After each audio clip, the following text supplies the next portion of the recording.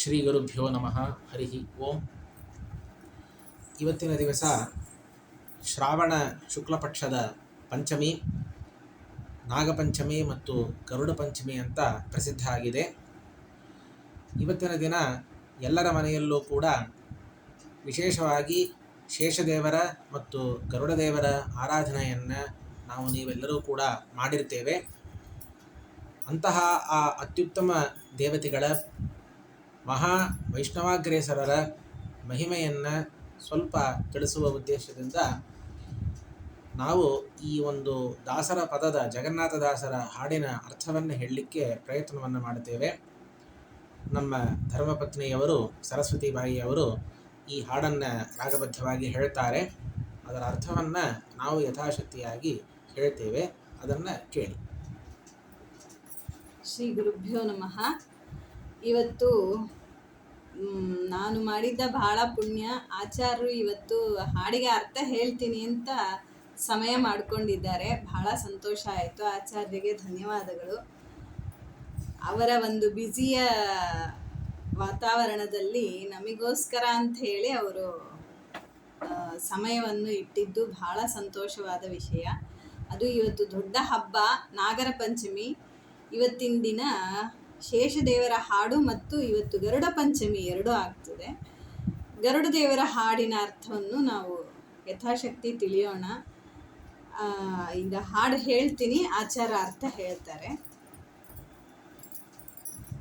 ಶೇಷದೇವಾ ವಾರುಣಿಪತಿ ಪಾಹಿ ಶೇಷದೇವಾ ಶೇಷದೇವಾ ಶೇಷದೇವ ತ್ರಯಿ ಘೋಷಣ ಮುಖ ಪರಿಪೋಷಿಸು ಎಂಬಭಿಲಾಷಯ ಸಲ್ಲಿಸಿ. ಶೇಷದೇವ ತ್ರಯಿ ಘೋಷಣ ಮುಖ ಪರಿಪೋಷಿಸು ಎಂಬಭಿಲಾಷಯ ಸಲ್ಲಿಸಿ. ಶೇಷದೇವಾ ವಾರುಣಿಪತಿ ಪಾಹಿ ಶೇಷದೇವಾ ಶೇಷದೇವಾ. ಶೇಷದೇವರನ್ನು ಜಗನ್ನಾಥದಾಸರು ಭಕ್ತಿಯಿಂದ ಪ್ರಾರ್ಥನೆಯನ್ನು ಮಾಡ್ತಾ ಇದ್ದಾರೆ. ಪರಿಪಾಹಿ, ನಮ್ಮನ್ನು ರಕ್ಷಣೆ ಮಾಡಲಿ. ಶೇಷದೇವರೇ, ಶೇಷದೇವರ ಅಂತರ್ಯಾಮಿಯಾದ ಭಾರತೀಯ ರಮಣ ಮುಖ್ಯ ಪ್ರಾಣಾಂತರ್ಗತನಾದ ಸಂಕರ್ಷಣನೇ, ನೀವು ಎನ್ನನ್ನು ಪರಿಪಾಹಿ, ಚೆನ್ನಾಗಿ ರಕ್ಷಣೆ ಮಾಡರಿ.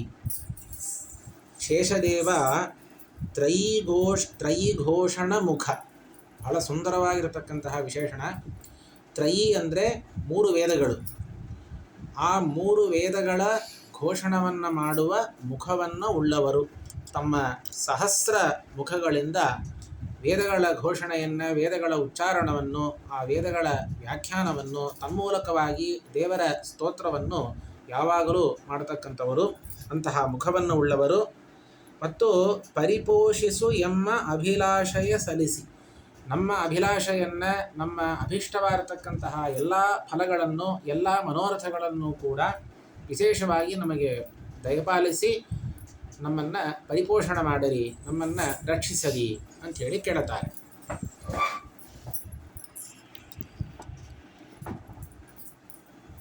ಭಜಿಸುವೆ ಸರ್ವದಾ ಸುಜನಾಭೀಷ್ಟದ ತ್ರಿಜಗಾಧಾರಕ ಭುಜಗೋತ್ತಂಸ. ಪುಣ್ಯಚರಿತ ಸುಶರಣ್ಯನೇ ಸುಬ್ರಹ್ಮಣ್ಯ ದೇವಾ ಕಾರುಣ್ಯಮೂರುತಿ. ಶೇಷದೇವಾ ವಾರುಣಿಪತಿ ಪಾಹಿ ಶೇಷದೇವಾ ಶೇಷದೇವಾ. ಭಜಿಸುವೆ ಸರ್ವದಾ, ಎಲ್ಲ ಕಾಲದಲ್ಲಿಯೂ ಕೂಡ ನಿಮ್ಮನ್ನು, ನಿಮ್ಮ ಅಂತರ್ಯಾಮಿಯಾಗಿರತಕ್ಕಂತಹ ಭಗವಂತನನ್ನು ಕೂಡ ನಾನು ಭಜಿಸುವೆ, ಸೇವೆಯನ್ನು ನಾನು ಮಾಡ್ತೇನೆ, ಭಜನೆಯನ್ನು ಮಾಡ್ತೇನೆ. ಮತ್ತು ಈ 3 ಜಗತ್ತಿಗೂ ಕೂಡ ಆಧಾರರಾದವರು, 3 ಜಗತ್ತನ್ನು ಕೂಡ ಧಾರಣ ಮಾಡಿದವರು. ಪಾತಾಳದಲ್ಲಿ ಇದ್ದುಕೊಂಡು ಶೇಷದೇವರು ಇಡೀ ಭೂಮಿಯನ್ನು ಕೂಡ ಧಾರಣ ಮಾಡಿದ್ದಾರೆ. ಆ ಶೇಷದೇವರನ್ನು ವಾಯುಕೂರ್ಮರು ಅಂಥೇಳಿ ಕೂರ್ಮರೂಪದಿಂದ ವಾಯುದೇವರು ಅವರ ಧಾರಣೆಯನ್ನು ಮಾಡ್ತಾರೆ. ಆ ವಾಯುದೇವರನ್ನು ಕೂಡ ಕೂರ್ಮರೂಪಿಯಾಗಿ ಪರಮಾತ್ಮ ವಿಷ್ಣು ಕೂರ್ಮ ಅವನು ಧಾರಣೆಯನ್ನು ಮಾಡಿದ್ದಾನೆ. ಈ ರೀತಿಯಿಂದ 3 ಜಗತ್ತನ್ನು ಇಡೀ ಭೂಮಿಯನ್ನು ಕೂಡ ಧಾರಣ ಮಾಡಿದವರು ಶೇಷದೇವರು. ಮತ್ತು ನಾಗೋತ್ತಂಸ, ಉತ್ತಂಸ ಅಂತಂದರೆ ಶ್ರೇಷ್ಠ, ಉತ್ತಮ ಅಂತರ್ಥ. ನಾಗಗಳಲ್ಲಿ ಎಲ್ಲ ನಾಗಗಳಿಗೂ ಕೂಡ ಅತಿ ಶ್ರೇಷ್ಠರಾದವರು ನಾಗರಾಜರಾದವರು. ಅಂತಹ ನಿಮ್ಮನ್ನು ನಾವು ಸರ್ವದಾ ನಾವು ಭಜನೆಯನ್ನು ನಾವು ಮಾಡುತ್ತೇವೆ. ಮತ್ತು ಪುಣ್ಯಚರಿತ, ಪುಣ್ಯ ಅಂದರೆ ಪವಿತ್ರವಾದ ಚರಿತ, ಚರಿತ್ರೆಗಳನ್ನು ಉಳ್ಳವರು ಆ ಶೇಷದೇವರು. ಲಕ್ಷ್ಮಣನಾಗಿ, ಬಲರಾಮದೇವರಾಗಿ, ಟೀಕಾಕೃತ್ಪಾದರಾಗಿ ಅನೇಕ ಅವತಾರಗಳನ್ನು ಮಾಡಿದ್ದಾರೆ. ಈ ಎಲ್ಲ ಅವತಾರ ಚರಿತಗಳು ಮತ್ತು ಮೂಲರೂಪದ ಎಲ್ಲ ವ್ಯಾಪಾರಗಳು ಕೂಡ ಅತ್ಯಂತ ಪವಿತ್ರವಾದ ವ್ಯಾಪಾರವನ್ನು ಉಳ್ಳವರಾಗಿದ್ದಾರೆ. ಪುಣ್ಯಚರಿತ. ಮತ್ತು ಸುಬ್ರಹ್ಮಣ್ಯ ದೇವ ಅಂತ ಕರೀತಾರೆ. ಸುಬ್ರಹ್ಮಣ್ಯ ಅಂಥೇಳಿ ಸ್ಕಂದನನ್ನು ಕರೆಯುವುದು ಉಂಟು. ಆ ಸ್ಕಂದನಿಗೂ ಗುರುಗಳಾದ ಶೇಷದೇವರನ್ನು ಕೂಡ ಸುಬ್ರಹ್ಮಣ್ಯ ಅಂತ ಕರೀತಾರೆ. ಅದಕ್ಕೆ ಸುಬ್ರಹ್ಮಣ್ಯ ಕ್ಷೇತ್ರ ಮೊದಲಾದ ಸ್ಥಳಗಳಲ್ಲಿ ನಾಗರೂಪದಿಂದ ಸುಬ್ರಹ್ಮಣ್ಯನ ಪೂಜೆಯನ್ನು ಮಾಡೋದನ್ನು ನಾವು ಅನೇಕ ಕ್ಷೇತ್ರಗಳಲ್ಲಿ ನಾವು ಕಾಣುತ್ತೇವೆ. ಸ್ಕಂದ ಹಾಗೂ ಆ ಸ್ಕಂದನ ಗುರುವಾದ ಸ್ಕಂದನ ಅಂತರ್ಯಾಮಿಯಾಗಿರತಕ್ಕಂತಹ ಶೇಷದೇವರನ್ನು ಸುಬ್ರಹ್ಮಣ್ಯ ದೇವ ಅಂಥೇಳಿ ಸಂಬೋಧನೆಯನ್ನು ಮಾಡ್ತಾ ಇದ್ದಾರೆ. ಮತ್ತು ಪುಣ್ಯಚರಿತ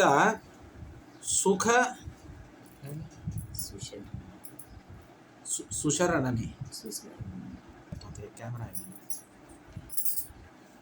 ಪುಣ್ಯಚರಿತ ಮತ್ತು ಸುಶರಣ್ಯನೇ, ಅತ್ಯಂತ ಶರಣ್ಯರು, ಶರಣ ಹೊಂದಲಿಕ್ಕೆ ಮೊರೆ ಹೊಂದಲಿಕ್ಕೆ ಯೋಗ್ಯರಾದವರು ಸುಶರಣ್ಯನೇ.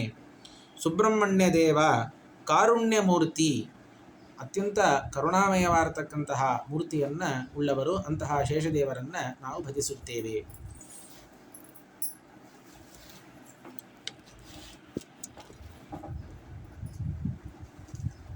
ವಾರುಣಿ ಸುಮುಖ ಸರೋರುಹ ದಿನಕರ ತೋರುತವಾಂಘ್ರಿ ಮಹೋರಗರಾಜ ಅಸಿತವಸನ ಹಲ ಮುಸಲಧರಾಯುಧ ದ್ವಿಸಹಸ್ರೇಕ್ಷಣ ಸುಶರಣ ಪಾಲ. ಅಸಿತವಸನ ಹಲ ಮುಸಲಧರಾಯುಧ ದ್ವಿಸಹಸ್ರೇಕ್ಷಣ ಸುಶರಣ ಪಾಲ.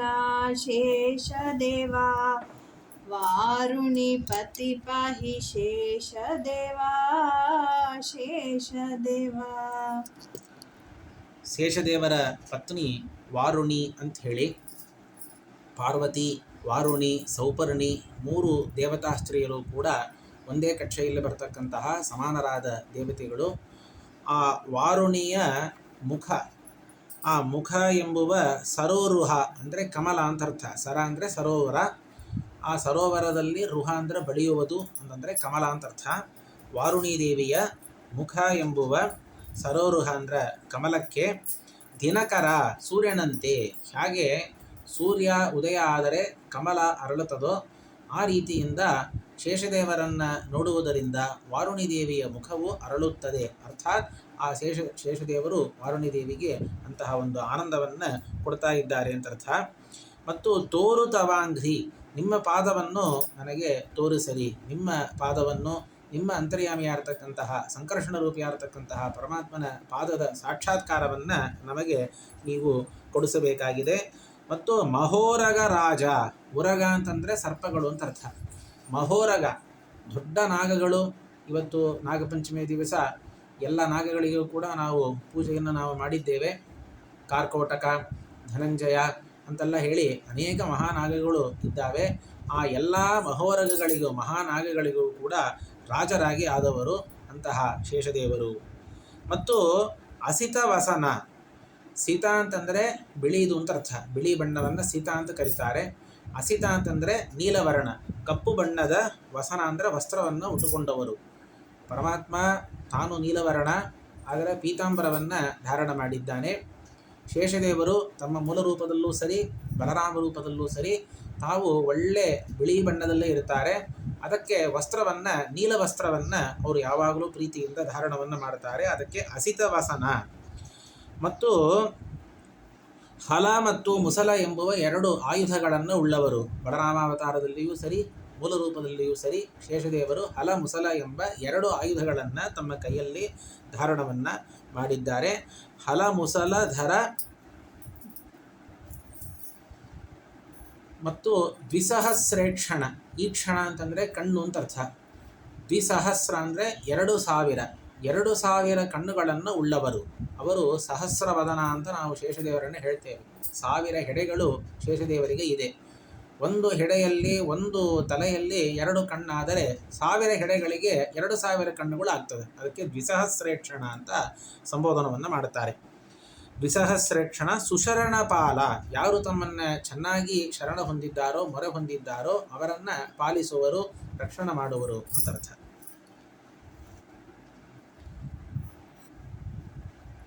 ಪಾತಾಳಪ ಪುರುಹೂತನುತಾ ಜಗನ್ನಾಥ ವಿಠಲನ ಪ್ರೀತಿ ವಿಷಯನೆ. ಪಾತಾಳಪ ಪುರುಹೂತನುತಾ ಜಗನ್ನಾಥ ವಿಠಲನ ಪ್ರೀತಿ ವಿಷಯನೆ. ಶೇಷದೇವಾ ವಾರುಣಿಪತಿ ಪಾಹಿ ಶೇಷದೇವಾ. ಶೇಷದೇವಾ ಪಾಹಿ ಶೇಷದೇವಾ ಪಾಹಿ ಶೇಷದೇವಾ. ಪಾತಾಳಪ, ಪಾತಾಳವನ್ನು ಪಾಲಿಸುವರು. ಪಾತಾಳ ಲೋಕ, ಭೂಮಿಯ ಕೆಳಗೆ ಅತಲ, ವಿತಲ, ಸುತಲ ಅಂತ ಸಪ್ತಲೋಕಗಳಿದೆ. ಅದರಲ್ಲಿ ಕೊನೆಯದಾಗಿ ಎಲ್ಲಕ್ಕಿಂತಲೂ ಕೆಳಗಿರ್ತಕ್ಕಂತಹ ಲೋಕ ಪಾತಾಳ ಲೋಕ. ಆ ಪಾತಾಳ ಲೋಕದಲ್ಲಿ ಶೇಷದೇವರು ವಾಸವನ್ನು ಮಾಡುತ್ತಾರೆ. ಆ ಪಾತಾಳವನ್ನು ಪಾಲಿಸುವವರಾಗಿ, ರಕ್ಷಿಸುವವರಾಗಿ ಅಲ್ಲಿ ಅವರು ವಾಸವನ್ನು ಮಾಡ್ತಾ ಇದ್ದಾರೆ. ಮತ್ತು ಪುರುಹೂತ ನುತ. ಪುರುಹೂತ ಅಂತಂದರೆ ಇಂದ್ರದೇವರು ಅಂತ ಅರ್ಥ. ಆ ಇಂದ್ರದೇವರೆಂದಲೂ ಕೂಡ ನುತ ನಮಸ್ಕರಿಸಲ್ಪಟ್ಟವರು ಅಥವಾ ಸ್ತೋತ್ರ ಮಾಡಲ್ಪಟ್ಟವರು ಅಂತ ಅರ್ಥ. ಪುರುಹೂತ ನುತ. ಮತ್ತು ಜಗನ್ನಾಥ ವಿಠಲನ ಅವರ ಅಂಕಿತ, ದಾಸರಾಜರ ಅಂಕಿತವನ್ನು ನಾವಿಲ್ಲಿ ಕಾಣ್ತಾ ಇದ್ದೇವೆ. ಜಗತ್ತಿಗೆಲ್ಲ ಒಡೆಯನಾದ ವಿಠಲನ ಪರಮಾತ್ಮನ ಪ್ರೀತಿ ವಿಷಯ, ಅತ್ಯಂತ ಪ್ರೀತಿಪಾತ್ರರಾದವರು ಶೇಷದೇವರು. ಯಾವಾಗಲೂ ಪರಮಾತ್ಮನ ಸೇವೆಯನ್ನು ಬಿಡದೇ ಮಾಡ್ತಕ್ಕಂಥವರು. ಅವರು ಸಂಸಾರದಲ್ಲಿ ಇರೋ ಕಾಲಕ್ಕೂ ಸರಿ, ಮುಕ್ತರಾದ ಮೇಲೂ ಸರಿ, ಯಾವಾಗಲೂ ಪರಮಾತ್ಮನ ಆಸನವಾಗಿ, ಪರಮಾತ್ಮನ ಶಯನವಾಗಿ, ಪರಮಾತ್ಮನ ಪಾದಪೀಠವಾಗಿ ಯಾವಾಗಲೂ ಇದ್ದು ಪರಮಾತ್ಮನ ಸೇವೆಯನ್ನು ಮಾಡತಕ್ಕಂಥವರು. ಮತ್ತು ಮಹಾಭಾರತದಲ್ಲಿಯೂ ಕೂಡ ನಾವೊಂದು ಕಥೆಯನ್ನು ಕೇಳ್ತೇವೆ. ಕಶ್ಯಪರ ಪತ್ನಿಯಲ್ಲಿ ಕದ್ರು ಅಂತ ಒಂದು ಪತ್ನಿ ಇದ್ದರು, 13 ಪತ್ನಿಯರಲ್ಲಿ. ಆ ಕದ್ರು ಅವರಿಗೆ ಸುರಸ ಅಂತ ಮತ್ತೊಂದು ಹೆಸರು ಇದೆ.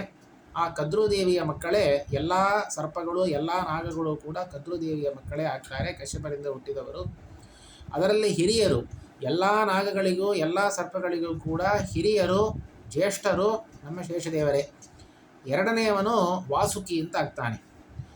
ಅಲ್ಲಿ ಎಲ್ಲರೂ ಕೂಡ ಹೇಳಿದ್ದು ಈ ನಾಗರಾಜ ಪದವಿ, ಅಂದರೆ ನಾಗಗಳಿಗೆಲ್ಲ ರಾಜನಾಗಿ ರಾಜ್ಯವನ್ನು ಪಾಲಿಸುವ ಈ ಒಂದು ಪದವಿ ಇದೆ, ಆ ಪದವಿಯನ್ನು ಸ್ವೀಕರಿಸಬೇಕು ಅಂತ ಎಲ್ಲರೂ ಶೇಷದೇವರನ್ನೇ ಎಲ್ಲರೂ ಹೇಳುತ್ತಾರೆ. ಆದರೆ ಶೇಷದೇವರು ಅದನ್ನು ಇಚ್ಛಿಸುವುದಿಲ್ಲ. ಅವರು ನಾನು ಪರಮಾತ್ಮನ ಸೇವೆಯನ್ನು ಮಾಡಲಿಕ್ಕೆ ನಾನು ಹುಟ್ಟಿದ್ದೇನೆ. ಅವರು ರುದ್ರದೇವರಾಗಿ ಇರೋ ಕಾಲಕ್ಕೆ ಹಿಂದಿನ ಜನ್ಮದಲ್ಲಿ, ಹಿಂದಿನ ಕಲ್ಪದಲ್ಲೇನೇವೆ ವಿಶೇಷವಾಗಿ ಅವರು ತಪಸ್ಸನ್ನು ಮಾಡಿದ್ದಾರೆ. ಪರಮಾತ್ಮನ ಶಯನವಾಗಬೇಕು, ಪರಮಾತ್ಮನ ಹಾಸಿಗೆ ಆಗಬೇಕು ಅಂತ ತಪಸ್ಸು ಮಾಡಿ ಅವರು ಈ ಜನ್ಮವನ್ನು ಪಡೆದಿದ್ದಾರೆ. ಆ ಕಾರಣದಿಂದ ಅವರು ರಾಜ್ಯವನ್ನು ಕೂಡ ಅವರು ಬಯಸಿಲ್ಲ. ದೇವರ ವಾಹನವಾಗಿ, ದೇವರ ಶಯನವಾಗಿ ಎಂದಿಗೂ ಕೂಡ ಅವನ ಸೇವೆಯನ್ನು ಮಾಡ್ತಾ ಇದ್ದಾರೆ. ಆದ್ದರಿಂದ ಪರಮಾತ್ಮನ ವಿಶೇಷ ಪ್ರೀತಿಗೆ ವಿಷಯರಾದ ಅಂತಹ ಶೇಷದೇವರಿಗೆ ನಾವು ನಮಸ್ಕಾರವನ್ನು ನಾವು ಮಾಡುತ್ತೇವೆ. ನಮ್ಮನ್ನು ತಾವು ಪರಿಪಾಲಿಸಬೇಕು ಅಂಥೇಳಿ ದಾಸರಾಜರು, ಜಗನ್ನಾಥ ದಾಸರಾಜರು ಈ ರೀತಿಯಿಂದ ಅತ್ಯುತ್ತಮವಾಗಿರ್ತಕ್ಕಂತಹ ಈ ಹಾಡನ್ನು ಮಾಡಿದ್ದಾರೆ. ಇದನ್ನು ಈ ನಾಗಪಂಚಮಿ ದಿವಸ ಅಂತ ಮಾತ್ರ ಅಲ್ಲ, ಎಲ್ಲ ದಿನಗಳೂ ಕೂಡ ಈ ಒಂದು ಹಾಡನ್ನು ಪುರುಷರು, ಸ್ತ್ರೀಯರು ಎಲ್ಲರೂ ಕೂಡ ಈ ಹಾಡನ್ನು ಹೇಳಿ ಕೃತಾರ್ಥರಾಗಿ ಆಗಬೇಕು ಅಂತ ಪ್ರಾರ್ಥನೆಯನ್ನು ಮಾಡ್ತೇವೆ.